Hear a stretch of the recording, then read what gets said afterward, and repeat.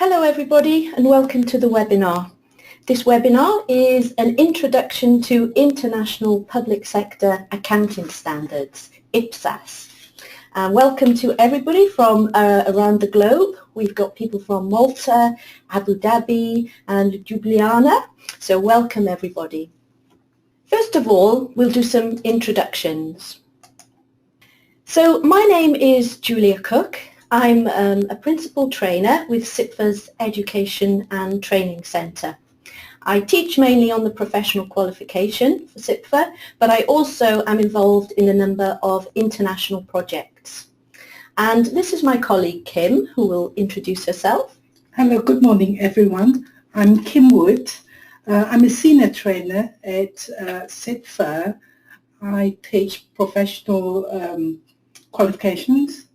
But I've also done a lot of trainings in the past few years on IPSAS, so IPSA training and on IPSA implementations in various countries all over the world. So I will talk to you later. Thanks, Kim. Thank you. I am actually going to turn the webcam off for the duration of the webinar, but you will still be able to see our slides. So this webinar, it is delivered through Citrix and it will run for approximately 1 hour. There will be a chance at the end for questions, which we will answer as many questions as we can.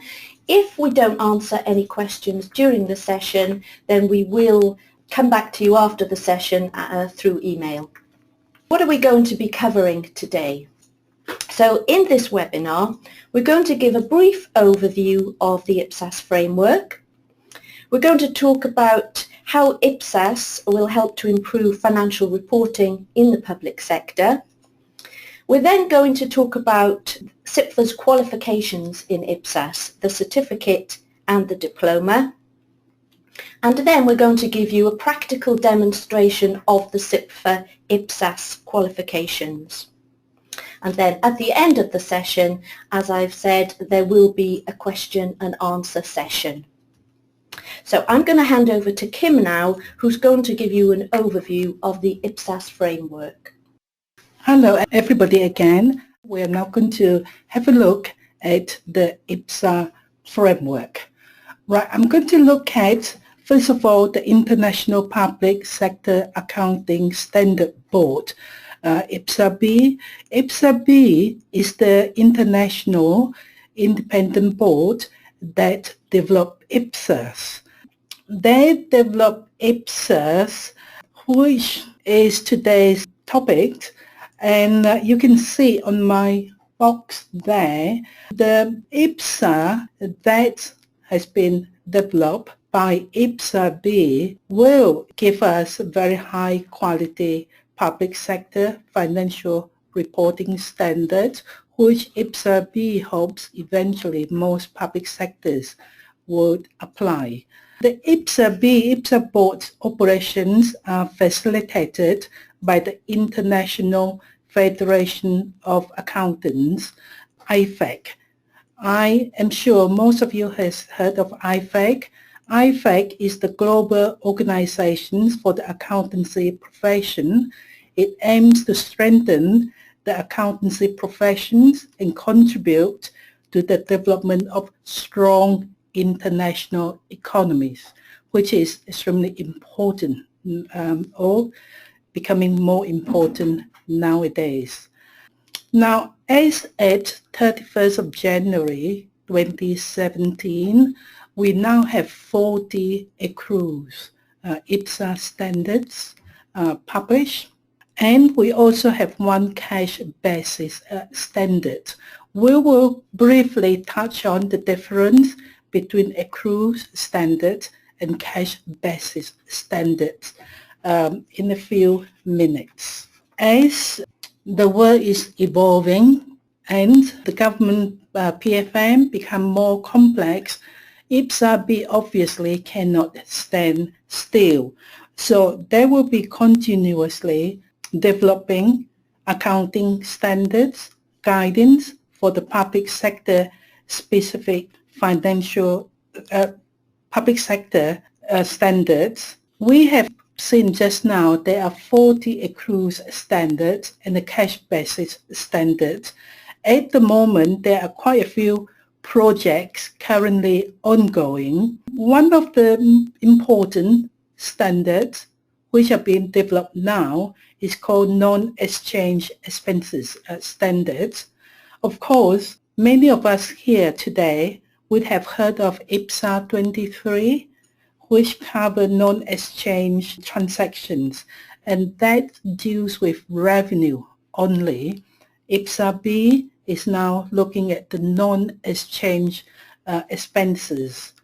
The other standards, IPSAS, which are being developed now, are infrastructure standards, infrastructure assets like highway assets and so on, heritage assets, and of course leases.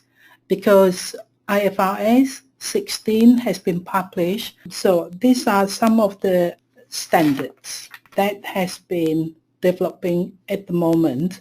Now, before I look at the framework in a bit more detail, I'm going to do a poll now. I'm going to launch a quick poll to see how many participants here have already used IPSAS. If you can just answer the poll, I will share, or we can share the poll result. So as we can see from the results, 29% of you here have answered yes, 50% not yet, you haven't used IPSAS yet, so no, and 21% are in the process of implementing IPSAS. Nobody has voted cash basis. That's quite interesting. So what I would now do is, based on the information I collected just now, I'm going to go through some key areas with you about IPSAS. Hopefully I can bring this result into our conversations. Now, I have spoken some minutes on IPSAS and IPSAS development. Some of you here may wonder, what is IPSAS? IPSAS stands for International Public Sector Accounting Standards, and as you can see from the slides, they are based on IFRS, formerly known as IAS. So IPSAS board adapts IFRS to a public sector context when appropriate. In undertaking that process, IPSAS board attempts, wherever possible, to maintain the accounting treatments and original text of the IFRS unless there is a significant public sector issue which warrants a departure. I mentioned in my introduction that I have involved in IPSAS implementation in various countries, and I have also seen various countries I did my training in has their own IPSAS, because although they use applied IPSAS, which was developed by the IPSAS board, but to meet their own country's requirements. What I would do now is to share with you the roadmap for developing IPSAS. Now you can see from this diagram here, very clear, we have a few steps we need to go through. In other words, IPSAS board will go through. First of all, I mentioned just now, IPSAS developed from or based on the IFRS. So IPSAS B will first of all look at the IFRS and ask the first questions. Are there public sector issues that warrant departure? If the answer is no, for example, IAS 8 on accounting policies, changes in accounting estimates and errors, if IPSAS board feel that there is no requirement to issue a separate IPSAS, then they would just change the style and terminology used in IAS 8 so that it can be applied to a public sector setting. If the answer to the first question is yes, then IPSAS board will ask another question. Should a separate public sector project be initiated? Now, if the answer is no, for example, IPSAS 5 is based on IS 23. If the answer is no, again, IPSAS board would then modify IS 23, change the wording so that they are appropriate to the public sector setting. If the answer is yes, in other words, a separate public sector project should be initiated, then IPSAS board will set up the project. A good example, some of you might have come across IPSAS 23, non-exchange transactions. Non-exchange transaction is not relevant in the private sector.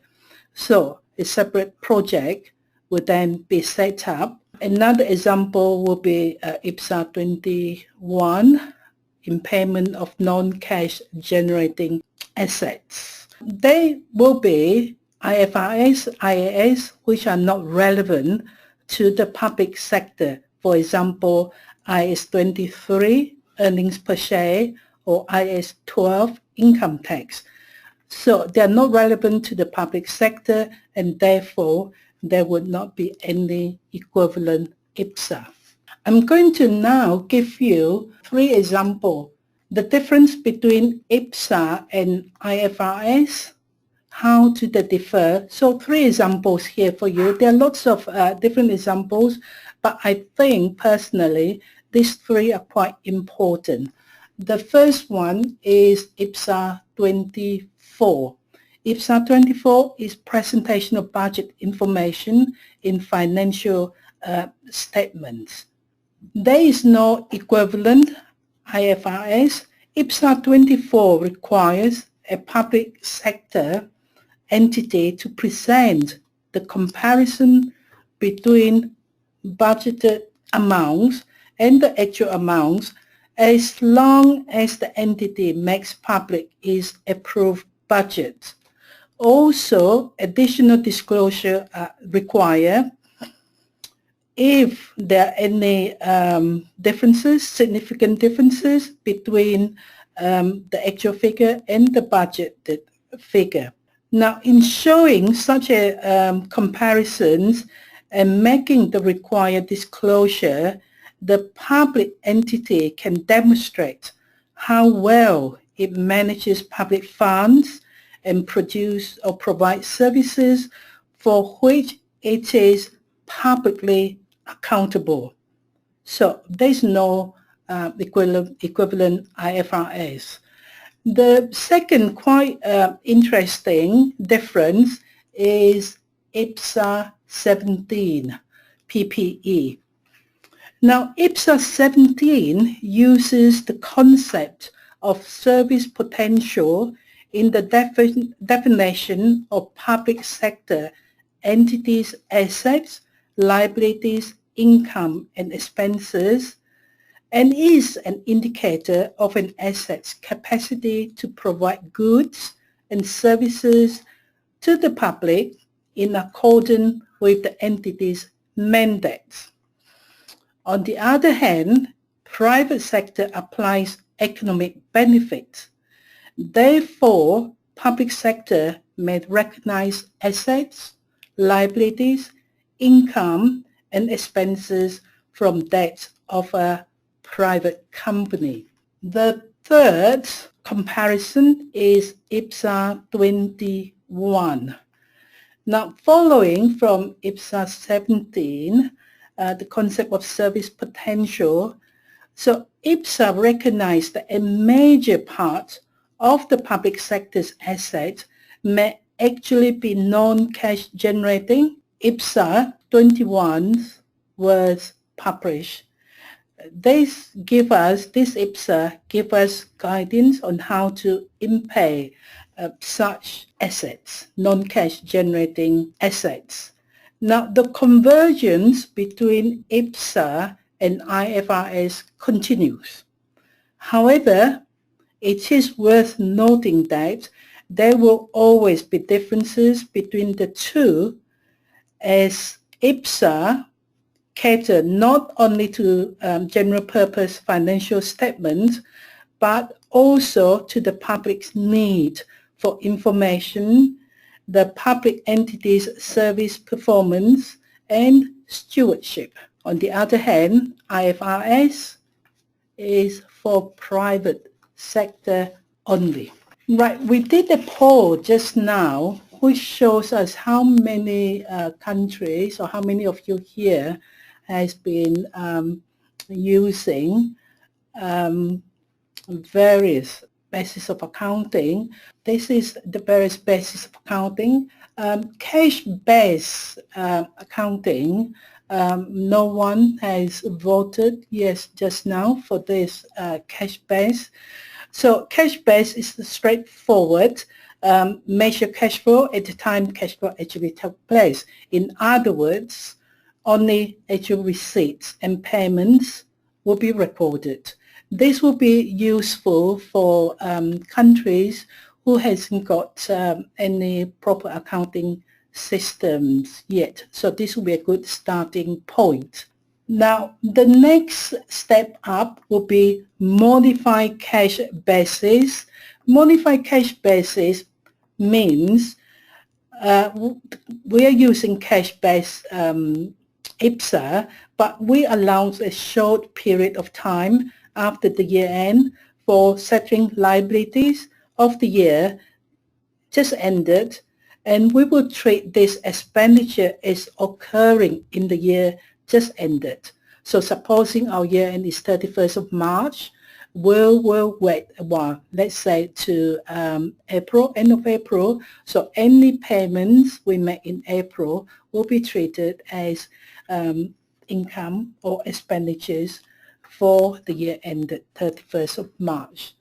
For accruals basis, IPSA, this will be obviously the optimum aim of all the countries' government sectors. It will record expenditure and revenues when they become due, but it also records assets and liabilities and is associated with the production of balance sheets. So government sectors, public services, not only will see how much they have spent, but also how much expenditure which they have incurred but not yet spent, not yet paid. This is quite important because it gives us the full pictures. This will be useful for planning purposes. And also, if we have recorded assets in the balance sheet, we will also have to prepare depreciation charge. Now, the final basis of accounting I want to talk about is modified accruals basis. This is similar to the full accruals basis, but it is simpler because it does not involve the capitalization of fixed assets nor the depreciation of fixed assets. So we have talked about so far the IPSA framework. I've given you the process of how IPSA is developed, the current work in progress projects, the different bases of accounting. Now, those of you who have already implemented IPSA, maybe full accruals IPSA, hopefully you would agree, why do we implement IPSAS? So here are some of the suggestions we put forward to you. Number one, if we apply IPSA, remember this is a public sector specific accounting standards, it will provide a more comprehensive and accurate view of a government's financial positions.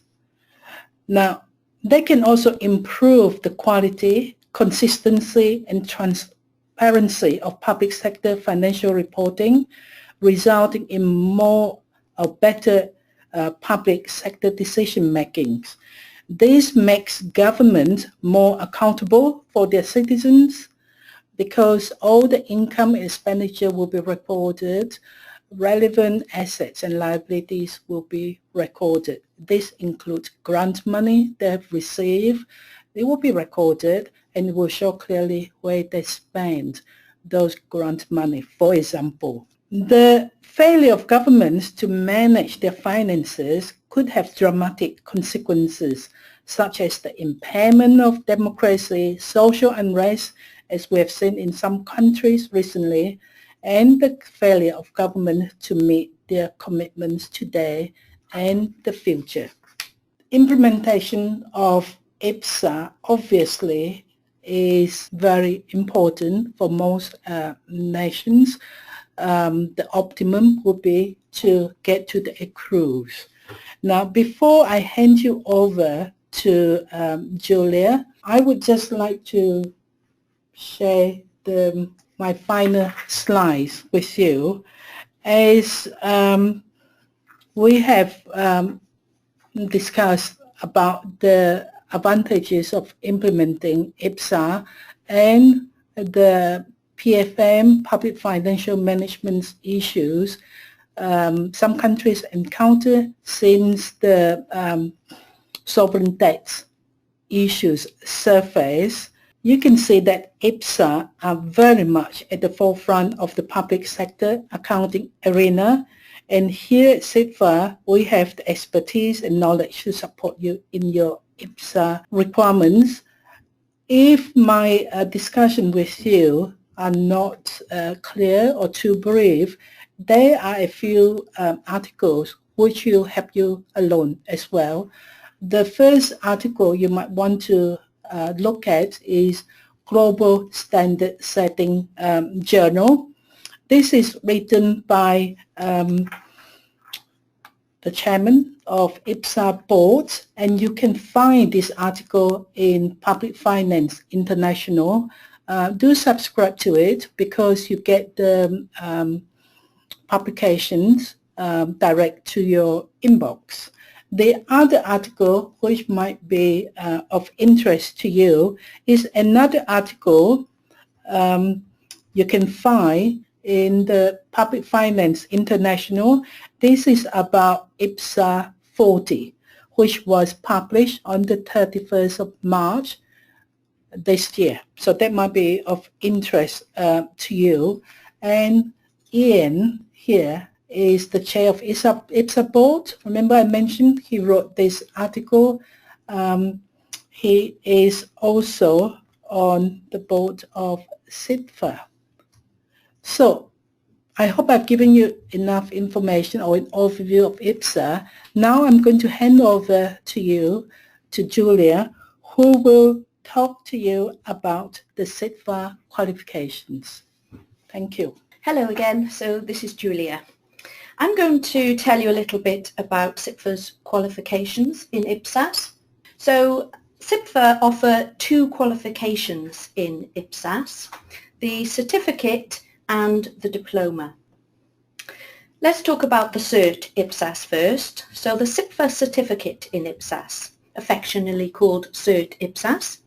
This provides trainees with a basic foundation knowledge of the core published standards, and successful completion of this course will demonstrate knowledge of the basic technical content of IPSAS and the ability to explain how certain events and transactions to public service organisations should be treated.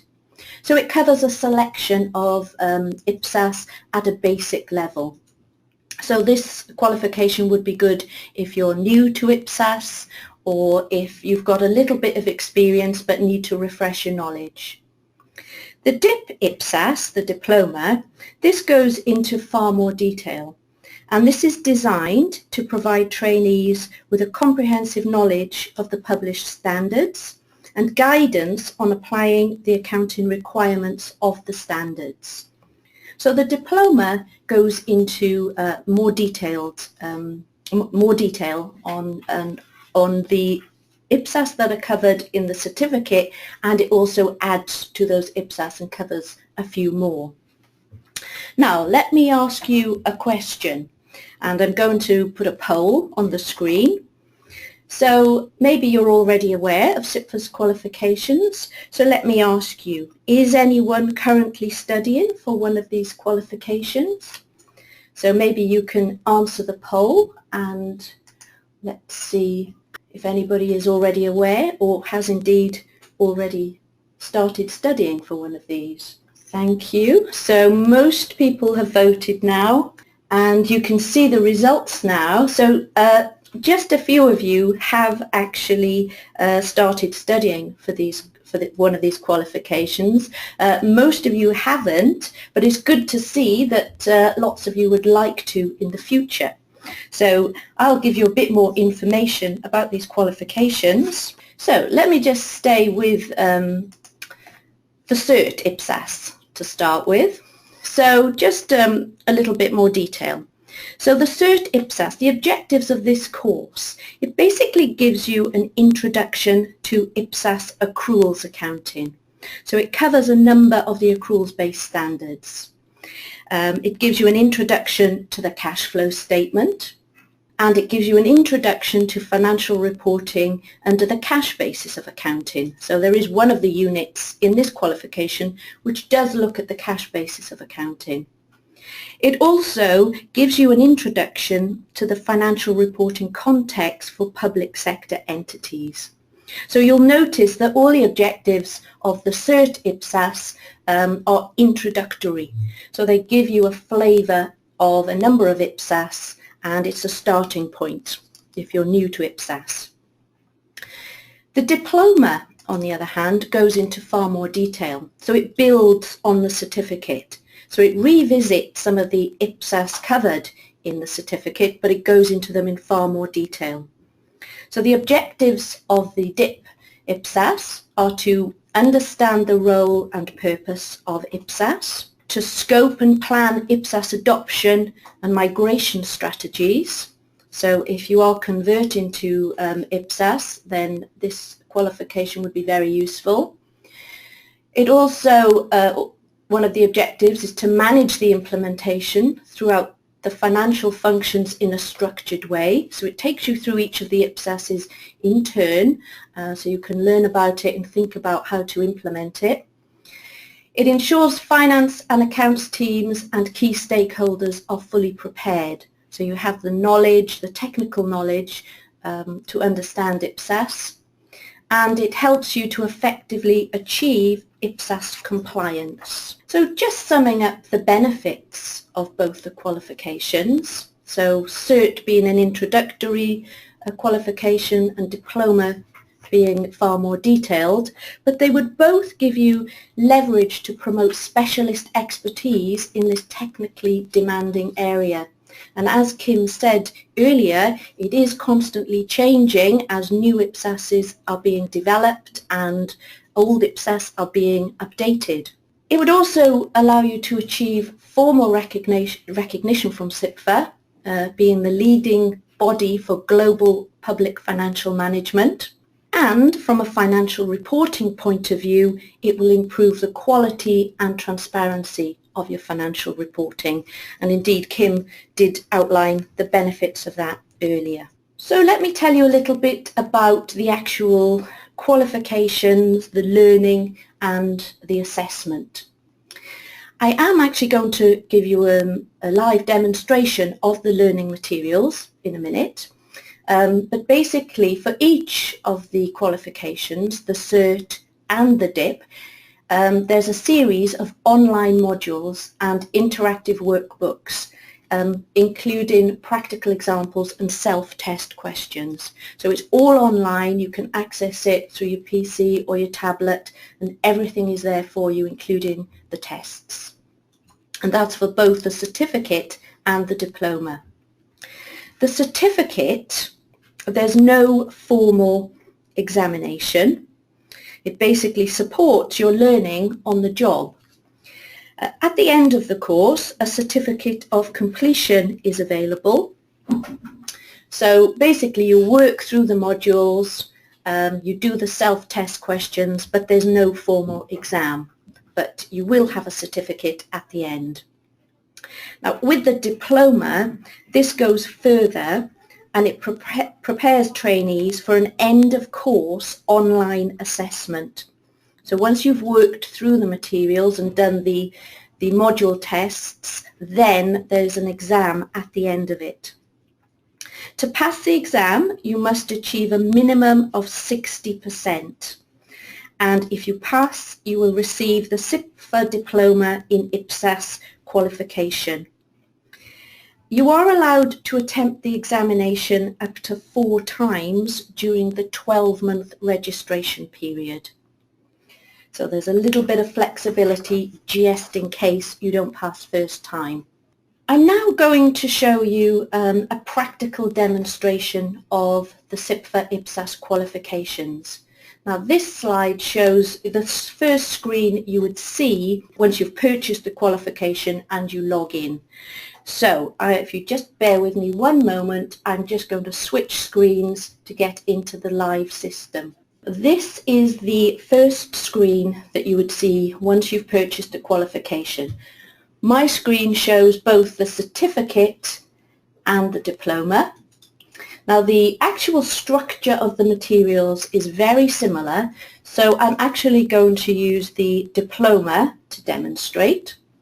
So I would click on Go to Course, and this is the screen that you just saw on the slide. So this is the sort of opening screen of your materials. There's a little bit of sort of introductory documents which you can read before you start the qualification. So Introduction to Diploma in International Public Sector Accounting Standards. This gives an outline of the course, and the setup of this is very similar for the certificate. There's also a table of contents. I'm just going to click on that and show you. And notice as well on the right hand side of the screen, you can see my mouse moving around. You can see the names of the workbooks and the contents. So I'm just going to click on the table of contents so you can get a feel for what it looks like, and it brings up the contents in more detail. So for each workbook, and for the diploma there are 10 workbooks. You can see a breakdown of each of the sections.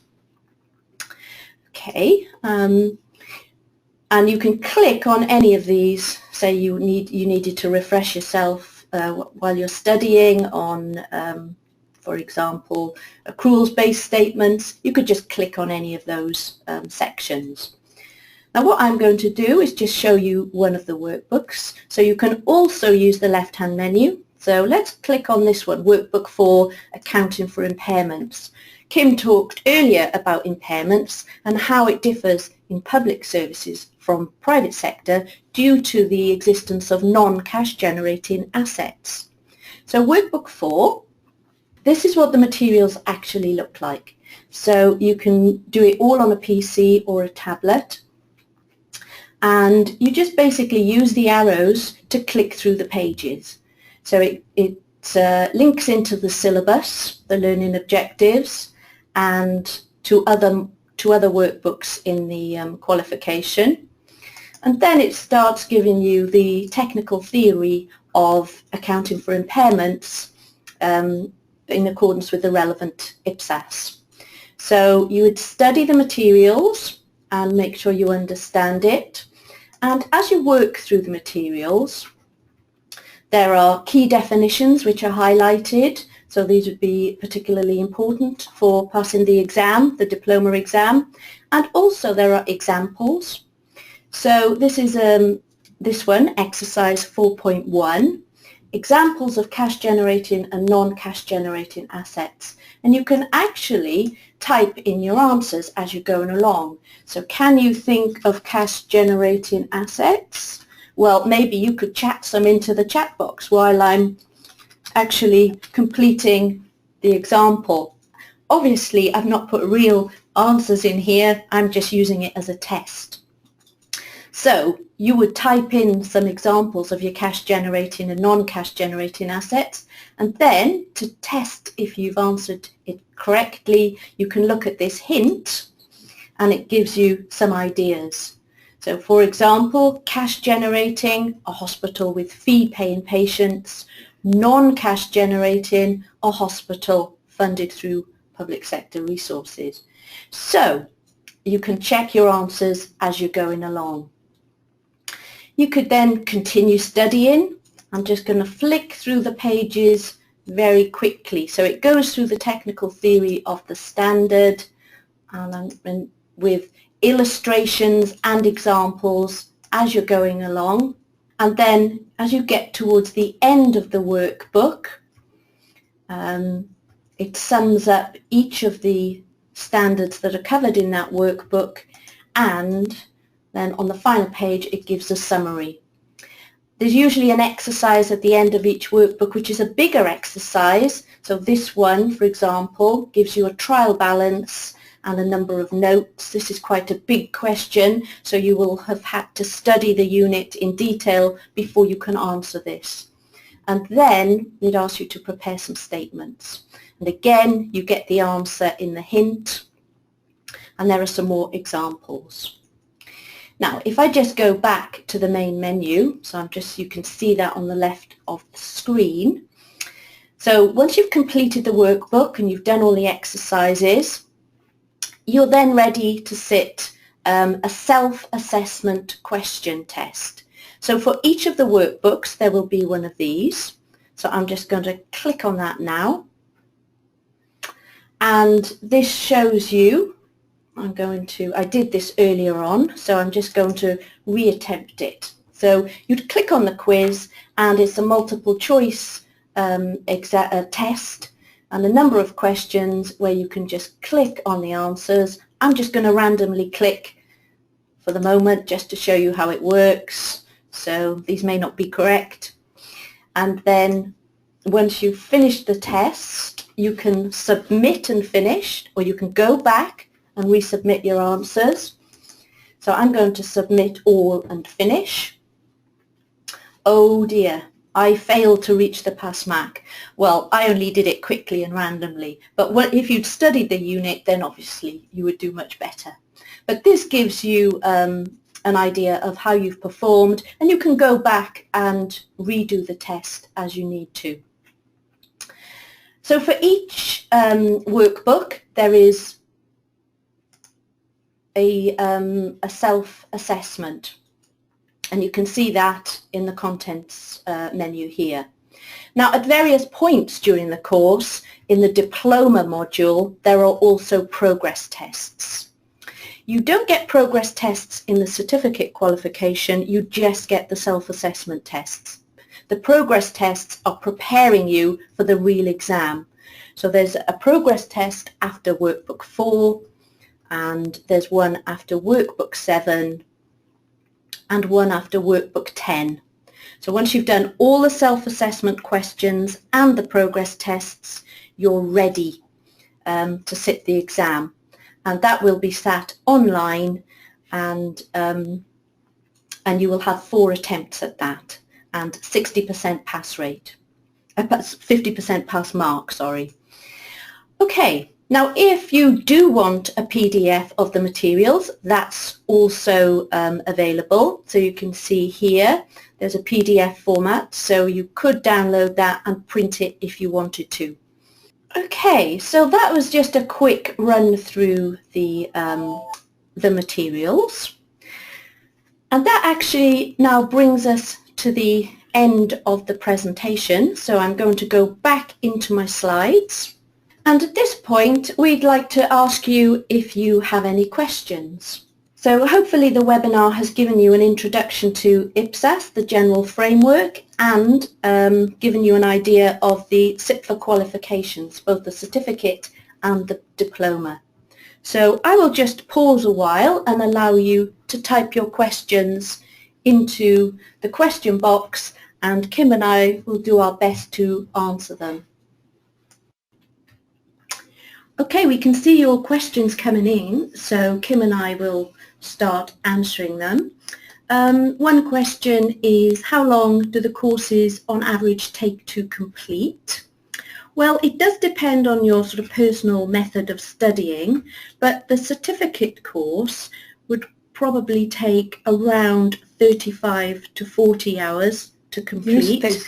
So a couple of hours on each workbook to to study the materials and to complete the self-assessment tests.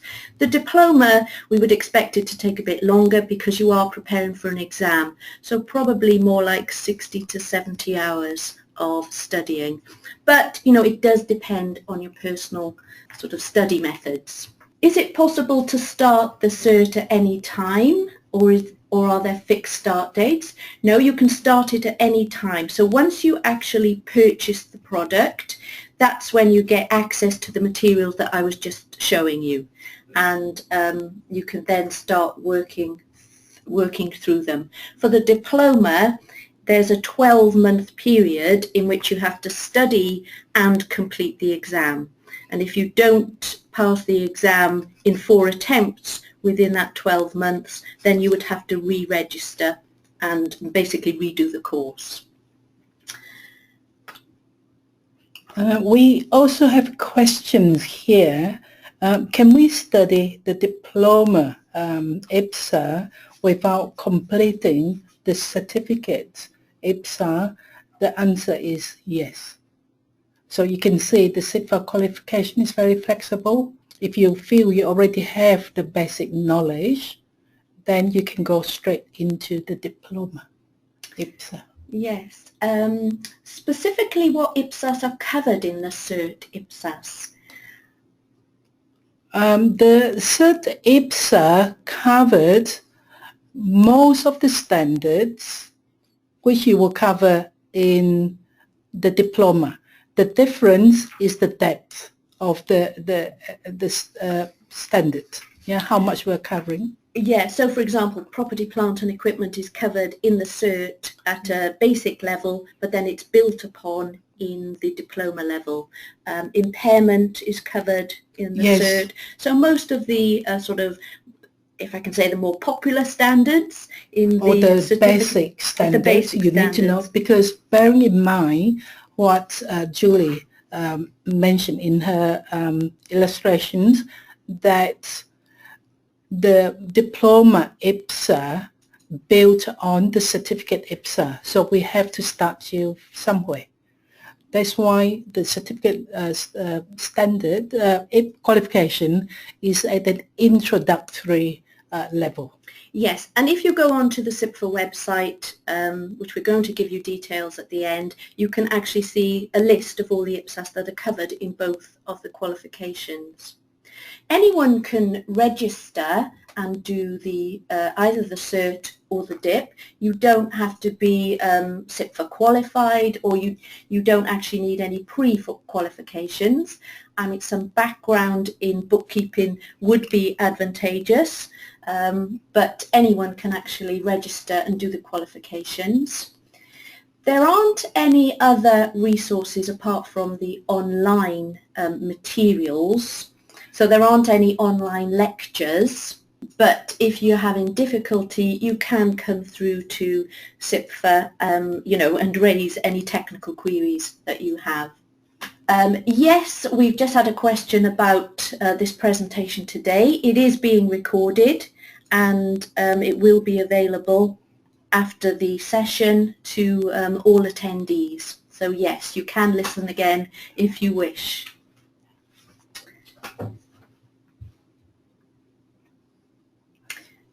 Okay.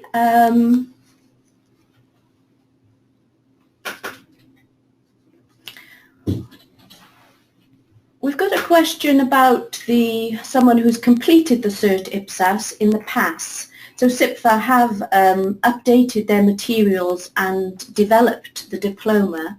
So we're having a question here about whether the certificate is converted to a diploma. I do have to say I'm not quite sure on the answer to that, so I will find out, Hassan, and come back to you if that's okay. I'm just reading through the questions. So yeah, there are, we've got a question or comment here really about Japan.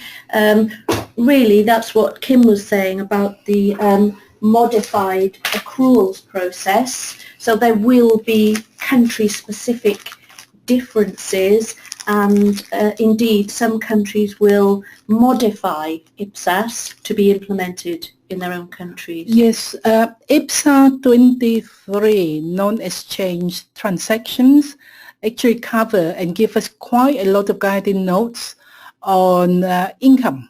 This is taxation income, whether it's income tax, corporation tax, or like in the United Kingdom, we have national insurance. I think this is a project they are looking into because they are now looking to develop a standard on non-exchange expenditures.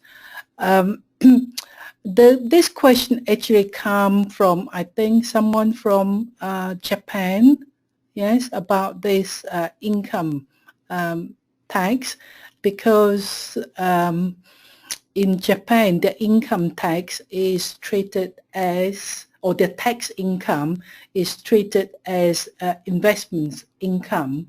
My personal view is most countries will not treat, or the government would not treat the tax collected as investment income. This will be the income.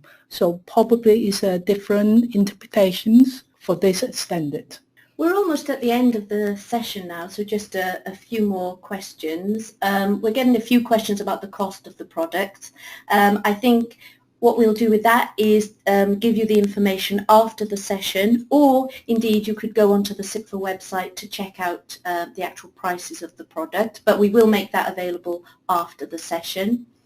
And the final question here, can you study for diploma without completing certificate? Yes, you can.